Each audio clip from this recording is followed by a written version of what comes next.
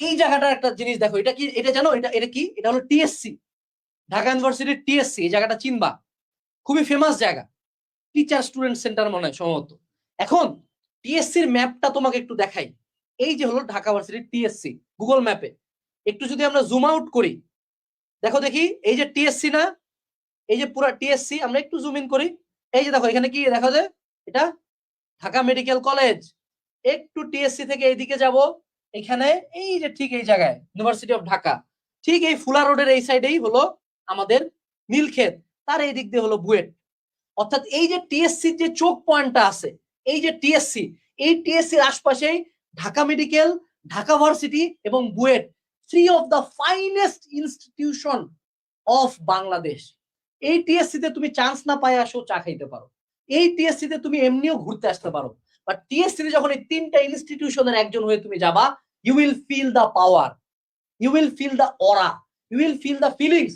শুনতে খুবই ক্রিঞ্জ লাগতে পারে, শুনতে খুবই রোমান্টিক লাগতে পারে যে আনাস ভাই মোটিভেট করতেছে, ভার্সিটি বাঁচার চেষ্টা করতেছে। ইয়েস, আমি ভার্সিটি বাঁচার চেষ্টা করতেছি। ইয়েস, আমি তোমাকে স্বপ্ন দেখাইতে চেষ্টা করতেছি। তুমি ওয়াদা করো, তুমি নিজেকে ওয়াদা দাও, তুমি আল্লাহকে বলো, আল্লাহ মানে টিএসসি তে যাওয়ার যোগ্যতা দেন, স্টুডেন্ট হয়ে, কোন একটা ইনস্টিটিউশনের সুযোগ, স্টুডেন্ট হয়ে। সো আমি বলবো যে এই টিএসসিটা একটু চিনে রাখবা বাবা।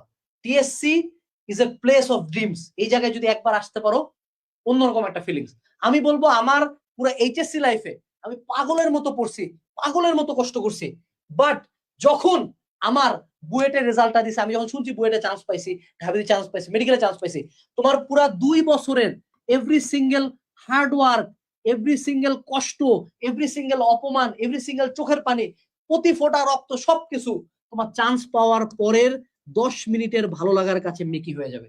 আমি তোমাকে চ্যালেঞ্জ করতেছি বাবা, ভালো মতো পড়ো, পরিশ্রম করো, আমাদের কোর্স নিলেও পরিশ্রম করো, না নিলেও পরিশ্রম করো, বাট একবার যদি চান্সটা পায়ে যাও লাইফে, কিছুই হবে না যে হ্যাঁ দুনিয়া পাগল হয়ে যাবে, দুনিয়া তোমাকে খুব ডিফারেন্ট নজরে দেখবে, মেয়েরা পাগল হয়ে যাবে, এমন কিছুই হয় না। বাট নিজের মনের যে শান্তিটা, যে আজীবন একটা আন্ডারডগ হয়ে তুমি ছিল, আজীবন রোল ছিল পিছনে, ওই জায়গা থেকে বের হইতে পারবা। নিজের একটা পরিচয় থাকবে, আমি ঢাবিতে পড়ি, বুয়েটে পড়ি, আমি একজন ডাক্তার, ডিএমসি তে পড়ি। এই পরিচয়টা তুমি চাও না? আমি জানি তুমি চাও।